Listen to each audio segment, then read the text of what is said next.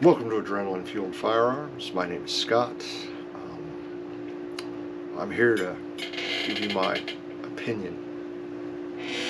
So once again, true to form for this channel, I'm going to bag on pt3 and make a lot of sarcastic comments. So my last video, because I've done this series in kind of a interesting and unique order and ranking for expense. So the key to this little mini series that I've done, it's a three-parter. I mean, in the world today, if you're going to do one, you got to do three. Just run the dog into the ground. By golly, let's do it.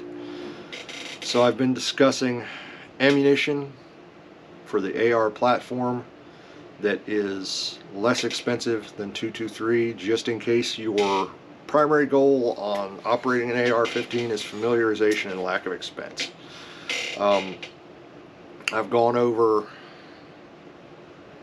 well, I did 7.62x39, relatively cheap, crazy, worldwide common ammunition, Merry Christmas. I've gone over the pistol caliber carbines and the way they have done some of those and the way they cross over into the AR platform. And today we're going to go for the absolute cheapest ammunition that you're going to put in an AR-15. 22 long rifle. If you can find something cheaper to shoot or more readily available, not during another COVID pandemic, kids, that's just cheating. But I actually could find 22 long rifle myself during the COVID pandemic. It wasn't cheap, but I also had a bunch stashed. It's pretty good shelf-stable ammunition. It's 22 long rifle. I mean, speaks for itself. It's not new. It's not innovative. It's not expensive. It's not fancy. It's yet another varmint ammunition that is grossly successful, very common, and stupid inexpensive. 223 at this time, as this comes out, I want to say is pushing 50 plus cents around. Last time I looked online a couple days ago, 5.56 223 search on SG Ammo's website, 50 some cents around. Wolf steel ammo, Merry Christmas, buy 1,000 rounds.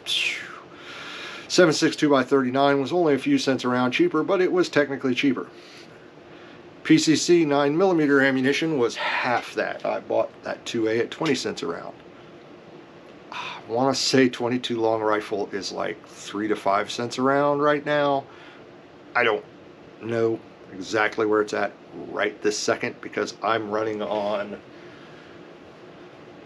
5 to 7 year old bucket of bullets, cheap Remington stupid ammo that I literally did buy for, I think it ran me 1.5 cents per round when I purchased it bulk from a dealer who had a bunch of it and was kind of stuck with it. And I was like, you got what? How many you got? How cheap can you go? Oh, really? Here, I'll take all 10,000 rounds. Thank you.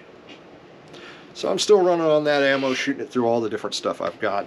These are two of the options behind me. These are my AR-15 22 long rifle options. Both the systems presented here, I have well over 1,000 rounds each through. And I want to discuss kind of how those go, one versus the other. These are just probably your two main options when it comes to firing 22 long rifle out of an AR.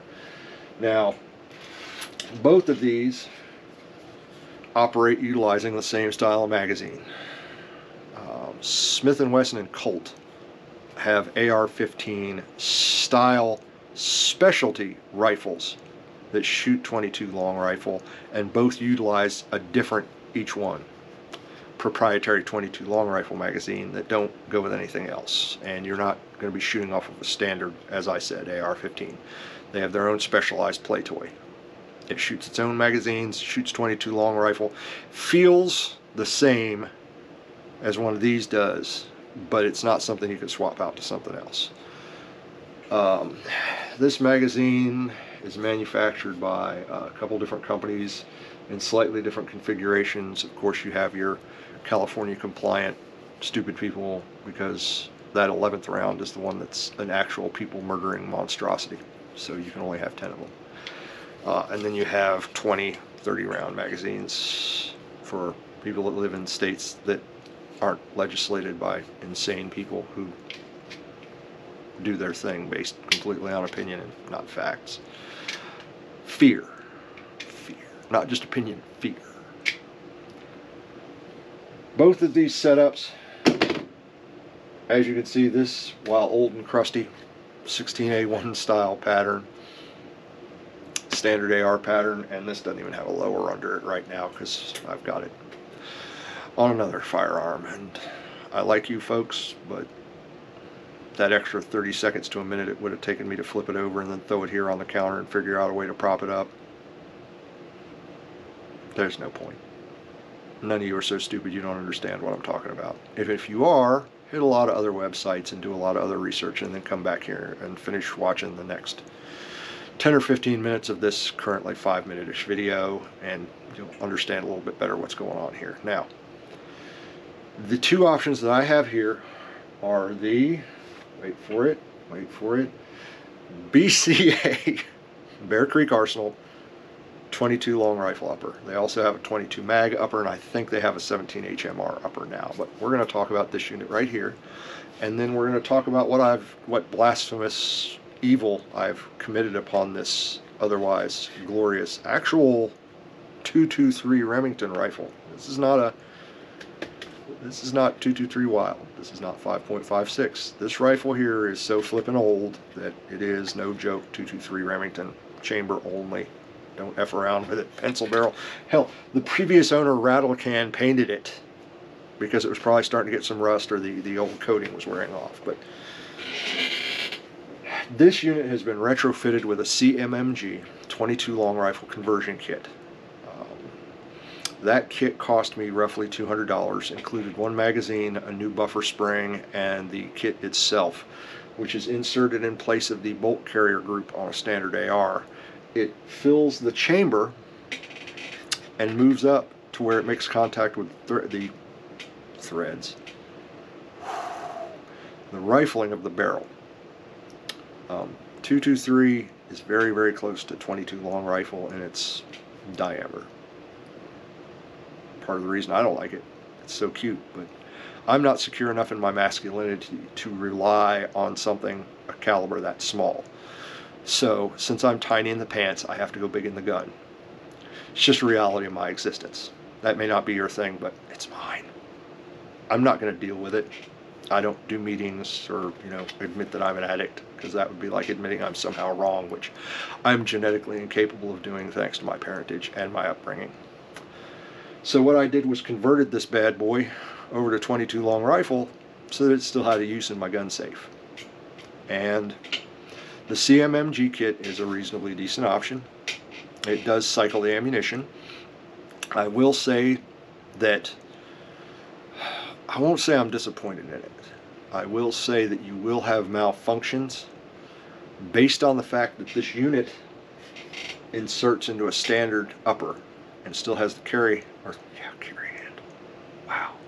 Still uses the standard charging handle to charge. Well, the charging handle sits static in the assembly, so what will occasionally happen with the CMMG conversion kit, say once every 20 to 50 rounds, it'll randomly take a piece of brass and will go upwards, and it will lodge itself right in this area here, jamming the firearm.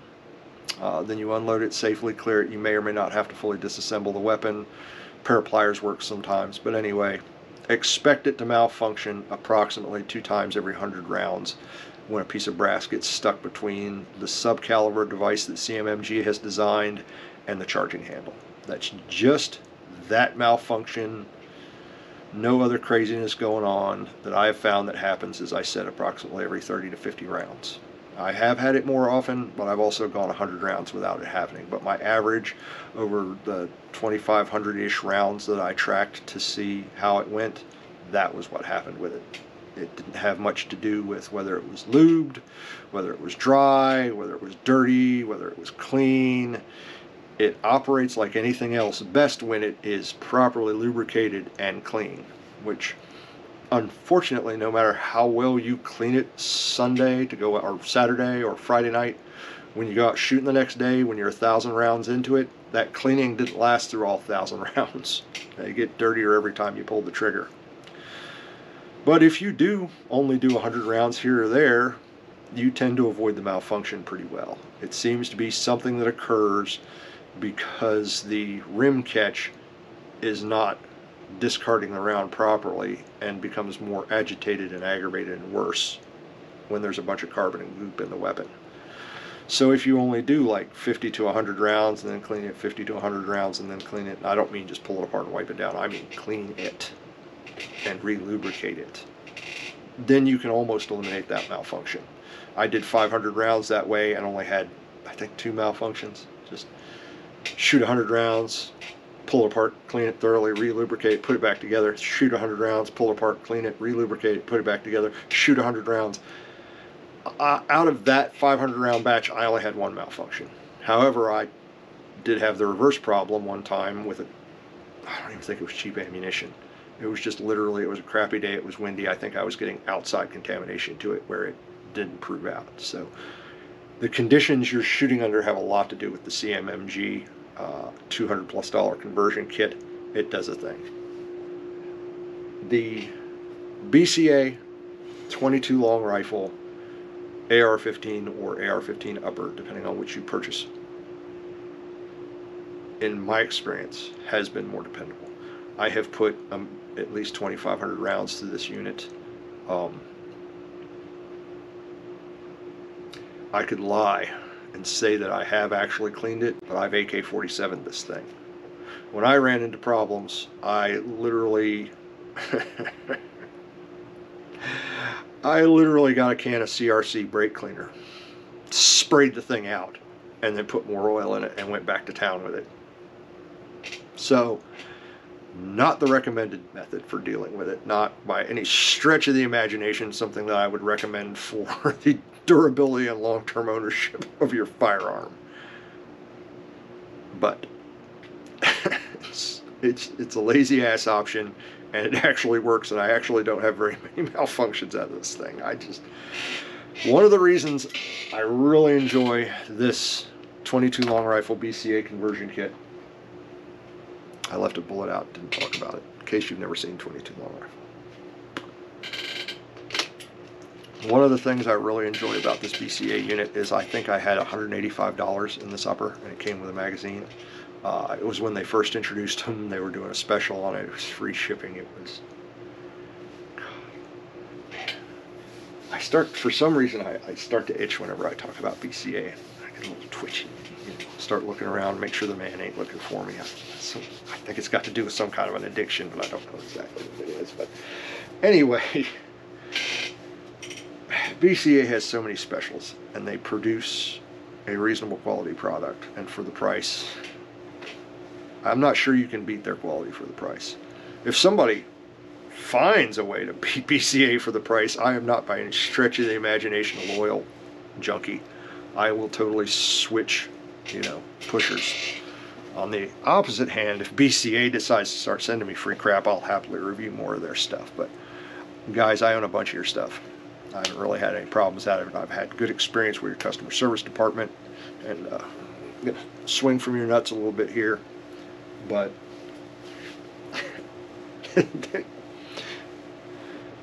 the best way I can say it, and the way I've told some of my friends, man, BCA is the Kalashnikov of AR-15s. I mean, they're producing a product that functions. It does its thing. It's cheap. I mean, other than the fact that they're not stamped steel, made in some third world country or some communist country, they're made here in America, and I mean, they're not padding their price tag, and they're not producing complete garbage.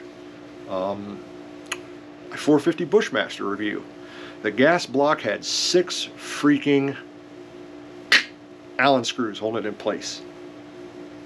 That's not the cheap-ass, bottom-of-the-line, wonder generic bullshit part. It isn't. I can't even find one to put one on one of my other rifles. I'm sure they're out there. I don't know what they cost, but fudge stick. So we'll try and keep this sort of brief because my GoPro just overheated on me. So, Look, I didn't say I would be brief. I would say I would try to be brief.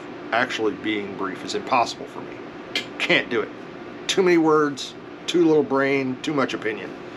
If you hear a little hum in the background, it's a cooling fan. GoPros overheat. Stay tuned for my later review of the GoPro 10. BCA 22 long rifle, upper. Standard AR lower. Special 22 long rifle magazine. Dude, I've kicked the living crap out of this thing. I've shot a ton of ammunition through it.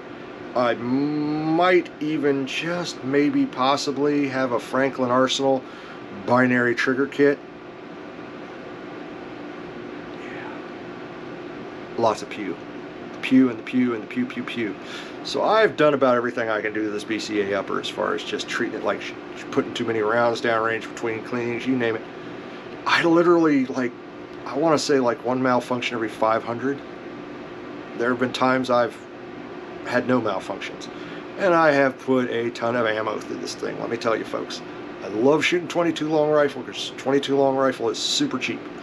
I love the option to be able to slap this upper on any of my AR lowers, with any of my fancy triggers, with any of my goofy special purpose triggers, with any of my funky, wacko, crazy, psycho, sci-fi, buttstock, etc., whatever. It just keeps going. It gets dirty, it gets nasty. It's, you know that girl that you dated for a while that was just plumb fucking crazy? I mean, used to just go on your friends, didn't like your mom, but was just nasty. Just all kinds of the fun nasty. BCA 22 long rifle upper. That's really all I need to say about that. She does the nasty. Yeah, she's the cheapest, dirtiest, nastiest girl you're gonna slap on the top of an AR-15 lower, and she'll get the job done, let me tell ya. Yes, sir. So, while you're doing all your research on different stuff, if you want later expansion options, take your Gucci dollars, buy yourself the fanciest, cutest, hottest, funkiest color AR-15 lower you want to get. Slap this 22 long rifle upper on there and shoot all day for $5. I mean, you know, just take a $20 bill and, you know, throw a freaking case of 22 long rifle on your Walmart card. Sorry I said it, but I buy there, so I'm a customer. And I'm not pimping them. I'm not saying you need to buy there. Get your fix wherever you want to get your fix. Get your 22 long rifle ammo and just do dumb crap with it. The recoil performance will be different. The ballistic performance downrange as far as bullet drop will be slightly different. But your manual of arms, your primary function, how stuff works and goes, your biggest fundamental difference will be the fact that the 22 long rifle upper from BCA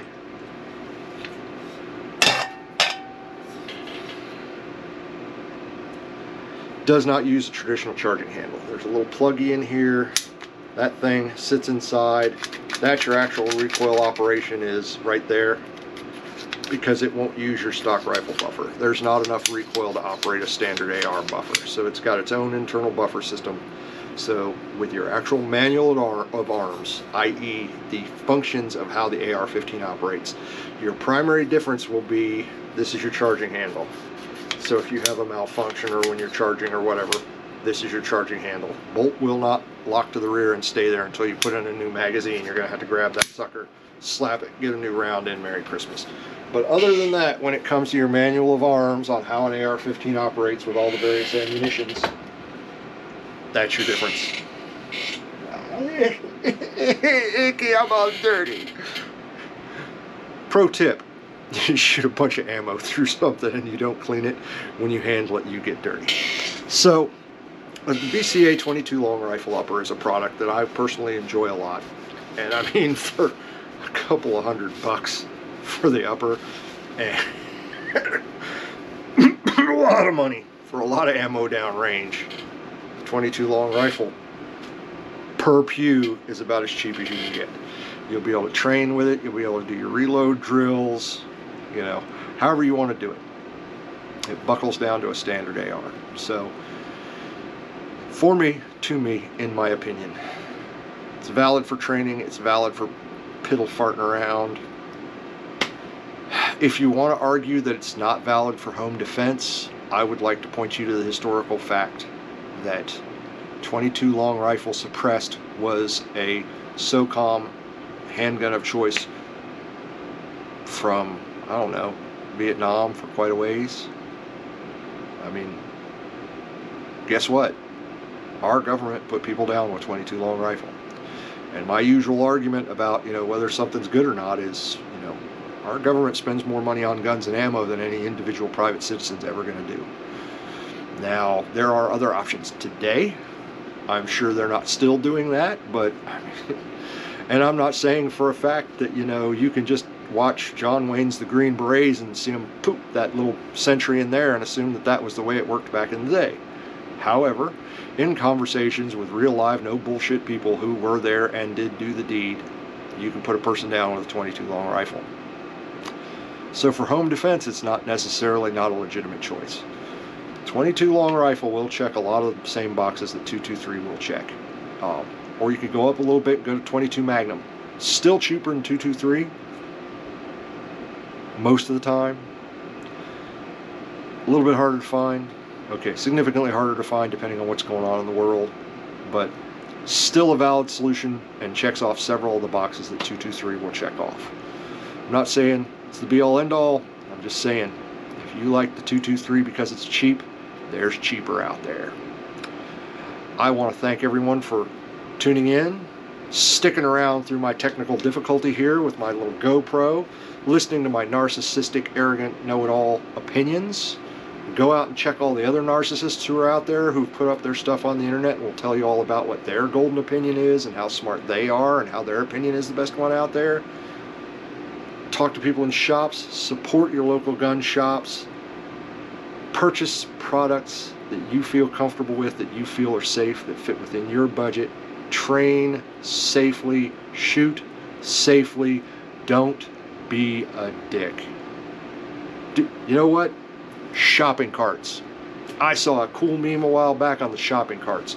Shopping carts are the ultimate test of whether you're a dick or a decent human being. There is 99% of the time no bonus or penalty for returning or not returning a shopping cart. It's just the right thing to do. And it takes a whopping 30 seconds of your precious time to do the right thing. Be that person. You be the person that does the right thing. Because the person who does the wrong thing is the kind of jagoff that these stupid bureaucrats point to every effing time they want to pass some stupid freaking law to try and interfere with our right to enjoy the shooting hobby. Be a responsible shooter, be a well-trained shooter, and don't be a dick even when you're not shooting. Thanks a lot, folks. Hope you enjoyed my video. Hope you like and subscribe. Feel free to leave comments.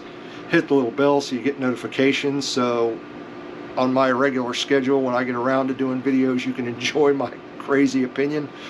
Enjoy my t-shirts. Hopefully get a little laugh. Hopefully get a lot of information. And have a safe and happy life, folks. Take care.